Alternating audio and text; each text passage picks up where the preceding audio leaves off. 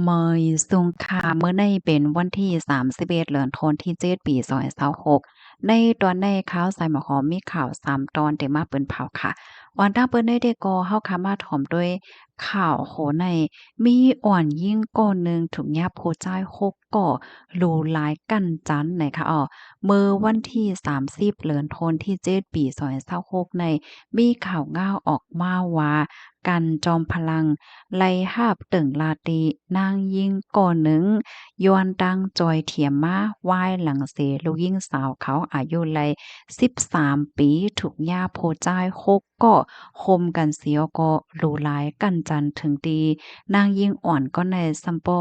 ลืมโตกว่าในเนาะลวงตั้งมันได้ที่ก็เป็นกว่าดีหิมความนำตกสุขทาไลหมู่ดีหาเอิงตะลิงชั้น จือเว้งบันนังสตาร์เจดอนยาล้าเมืองไทยค่ะไล่ต้องไล่ถามสิไล่ฮู้ว่าน้องอ่อนในไล่กว่าแอวนำตกจอมโอยเกาะนางยิ่งเทียงโฮมก็เดี๋ยวมีก้นอยู่มอกโคกก่อเจ้าเนี่ยค่ะมืออ่อนหน้าในแหน่ซ้ำยามีหลวงพินหม้อกันตั้งหนึ่งในโอยก่อนางยิงในเขานั่นเฮ็ดจังไหนเนาะ เมื่อพ้องดีเจ้าเขาเล่นนำอยู่นั่นไหนน้องอ่อนได้ซ้ำไหนไล่ไปลงมาตั้งใจเปิดตามาเอาผ้าโปโขติอันลืมไว้นั่นเฮ็ดจังไหน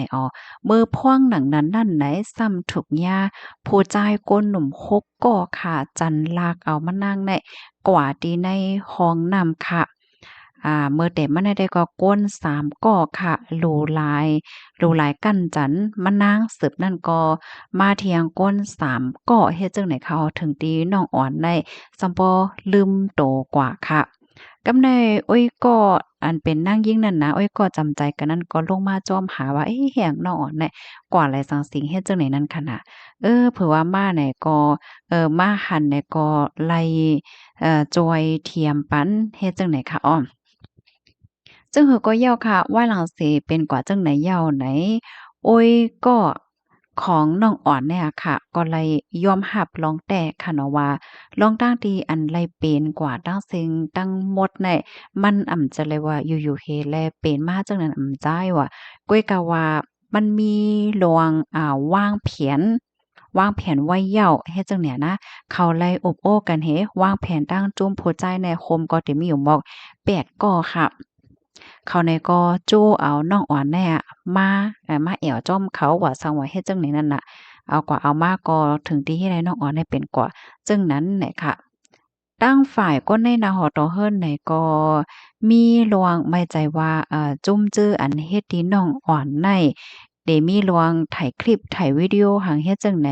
ไว้ป้าเนี่ยอันนี้ก็เป็นลองไม่ใจอยู่นะคะเนาะเพราะว่าเขามีลองถ่ายคลิปถ่ายหังไว้เฮ็ดไหนแหน่ ซ้ำกว่าเขาเอากับเปิ้นแพเพราะว่าเอากับเปิ้นแพเนี่ยก็มันก็เตจังตื้อคึกต่อน้องอ่อนในอนาคตเมินนาเฮ็ดให้นั่นน่ะเนาะก็เป็นแม่ได้ก็ลาตั้งน้ำตาว่ามันนางได้เหตุการณ์ปยก็ใกล้เอาลูกในก่อยเฮียนดีเมืองเกาะกรุงเทพค่ะเตปอกมาเฮิรนไหนก็พ้องตีน้องอ่อนในปีคงเฮียนว่าสว่าจังไหนว่อนว่าเตมาย่าเปิงฝังหังหาวเฮียงหลงจังหนังไหน ว่าหลังเสเป็นเหย้าในก็ไล่กว่าตึงลาตีฮงปลีกบันนางสตาร์ก้อยกะว่าอาโมในมันมีลองคืบหน้าโฮมป้าถึงมีหลวงอ่าตั้งฝ่ายป่นค่ะเนาะก็เข้าใจมาโอโปเหี่ยวก็ให้ยอมปันเขาก็ได้ปันเงินให้ในนั้นค่ะน่ะเนาะก็เป็นแม่ได้ก็ยืนยันว่าค่าแลเงินค่าแลรองเพ่งเป้งเป็นทำปันลูกหญิงสาว ได้เอาตั้งผิดกว่าหนังได้ว่าเฮ็ดจังไหนตั้งฝ่ายกันจอมพลังเนี่ยก็ลาดว่า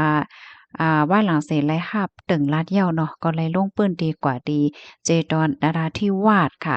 มือพ้องดีลงปื้นดีนั่นไหนแม่น้องไหนก็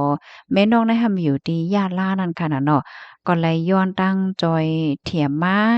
แล้วก็เอาลูกอ่อนเนี่ยขี่รถเคิงตั้งไกมันในหมอก3ชั่วโมงเจ้าเนี่ยเปิดมาหาโตตีเจดอนนราธิวาสจังเนี่ยนะ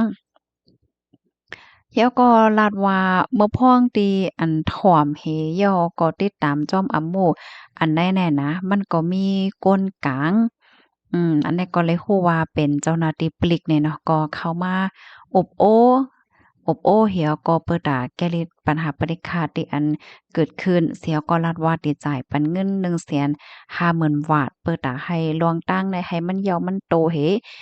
ผาดเพกันกว่าให้การหากินเลี้ยงต้องห้างไผห้างมันเฮ็ดจังไหนลวงในแหนก็ว่อนว่ามันถกแม่นย้อนก็เปอว่ามันเป็นอำโมที่อันโลลาย ลูกอ่อนอายุเต็มเลย15 ปีจำหนังปักเปิงหมายมีเหย้าเนาะอำว่าลูกอ่อนเตย่อมก็เหย้าอะมันก็จางย่อมแลง่ายๆอยู่เหย้าเพราะว่าเป็นอำโมจึงไหนแหน่เนาะมันหนังเปิงเป็นปอกกำไนแน่น้องอ่อนอำไลย่อมค่ะเนาะปยก็ฝ่ายผู้จ่ายเนี่ยก็มีเป็น6เกาะใจเอ็นแห้งเต็กมีเพียวก็รู้หลายกันจันน้องอ่อนเฮ็ดจังไหนอ้อ กำแน่ตั้งฝ่ายกันจอมพลังเนาะก็เลยอบโอ้ตั้งผู้ใหญ่ก้นหลงเนี่ยค่ะตั้งฝ่ายผู้ใหญ่ก้นหลงเขาเนี่ยก็เลยรับรู้เหยี่ยวสีเนี่ยค่ะก็ได้ยื่นมือเข้าจอยเฮ็ดจั่งใดเนาะย้อนก็เพราะว่าเปิงเป็นอันในมันก็เป็นรองที่อันลีตกตกใจเนี่ยค่ะก็ว่อนว่าสืบก่อนได้ด้วยก็อำหมู่มันเนี่ยจังไหนก็แลบเตคืบหน้าอยู่เฮ็ดไหนป้อยาวก็ เต๋กดธาตุป้าโตก้นดีอันเหมือนจังว่ามาอยู่ในเกะกลางแฮวก็อบๆลัดๆว่าปันเตปันเงินกันได้ให้ก็ให้มันยาวกว่าว่าซังว่าจังไหนแหละก็ได้ต้องทำลองตั้งรายโหย่อยยามมันกว่าจังไหนค่ะข้อมูลตอนแรกค่ะเลยเปิงอิงเอามาที่ห้องการข่าวสยามนิวส์ต่างไว้ค่ะยก็แค่พางได้ซ้ำอยู่ที่ผู้สื่อข่าวดีเจดอนนราธิวาสถ่ายไว้จังไหนคะพี่น้องเฮาค่ะถ่อมข่าวโฮนายอหันเถินจึงหือพองค่ะอันนี้ก็เป็นรองดีหลีฟางค่ะเนาะตอนดาก้นที่อันมีลูกอ่อนจังไหนนะเพราะว่าได้กว่าที่ไหลตั้งไหลเนี่ยก็ให้ไหลสตินำเฮ็ดจังไหนค่ะนะอ้อลูกดีข่าวเงาโหนได้เสิแลกำในเฮาค่ะมาถ่อมด้วยข่าวเงาอันนี้ซ้ำเป็นพี่สภาวะโฟนเดโตกในเมื่อวันที่30เดือนธันวาคมปี2026เนี่ยมีข่าวเงาออกมาว่าตั้งฝ่าย ฟิงฟ้าราศีก็เลยป่องแล้งถึงปันโพจอยเทียมในตรงวงก้นและก้นวันก้นเมืองเจออันอยู่ทางเศร้าไว้ตีในเจดวนตากแม่ฮ่องสอนเกี้ยงใหม่ลำปนเกี้ยงไฮ้น่านพะเยาแพร่โอราดิษฐ์เพชรบุรีกาญจนบุรีจันทบุรีตราดระนองและพังงาให้ไหลปักตาไปด้วยฝนลงตกแห้งน้ำทมน้ำนองลินกวนลินปังเนี่ยค่ะเหมือนจังหนังตีในเจดวนเกี้ยงใหม่ก็ละลายเจอเว้งคณะอันตีเต มีฝนตกนักตกหนำในเหมือนจังนั้นจะเว้งแม่แจ่มซะเมืองอ้อมก๋อยคอดเก้งหลาวเว้งแหงแม่อ้อนแม่อ้ายหลอยสะเก็ดเมืองฝางแหละเจ้าไหนก็ให้สติกันแหน่ค่ะ กำในเฮาค่ะมาถ่อมด้วยข่าวเงาแทงตอนหนึ่งค่ะในก็คบโทบหันก้นลักโลดเคิงในเมื่อวันที่30เดือนธันวาคมปี2026ในมีข่าวเงาออกมาว่าภูมิพลพรโฮมปลิกสันซ้ายไล่โฮมกันหลายป้านหลายฝ่ายเสียวก็จ้อมหาโตก้นลักโลดเคิงเฮ็ดจังได๋ไหว้หลังเสก้นวันก้นเมืองในหลายพื้นที่ในใจตอนเกียงใหม่ค่ะเนาะ ไล่ลัดว่ามีมีโกนค่ะเนาะแหละค่ะลักโลดเคิงว่าจังหวะเฮ็ดจั่งใดเพราะว่าถึงมามื้อวันที่29นั้นไหนทางฝ่ายภูมิพลพรเขาก็ได้ร่วมกันให้ติ้งยับกุมโตไล่ก้น1กอดตีเอิ้งสันพันเนตรจะเว้นสันซ้ายเจดอนเกียงใหม่ยืดไหลป้าโลดเคิงเฮ็ดจั่งใดกำในเลยต้องเลยถามเสเลยหัวผู้ใจก็ในกอเป็นก้นหยานเมืองในว่าไหนนะวัดไหวก็มีเข้ามาตีในเมืองไทยเลยที่อำไลหับขว้างจังไหนตามฝ่ายภูมิพลพรเขาก็เลยปั่นตั้งผิดกว่าว่าลอยลวงลักโลดเคิงเขาในปื้นตีเปิ้นอำไลหับขว้างเป็นก้นหยานเมืองเขาเมืองเลยเต็มจอมเปิงขอรถก้าวเลยเต็มไหลหับขว้างแหละเจ้าไหนทางฝ่ายภูมิพลพรก็เตจ้อมหาโตก้นดีอันเป็นแนงสารเขาเจ้าแหนมาต้องมาถามสืบกว่าว่าจังไหนค่ะ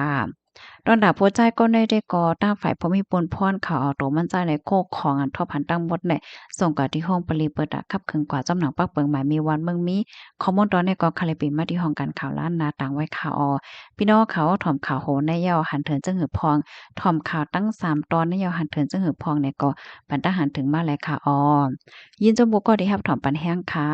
มอยสุงค่ะ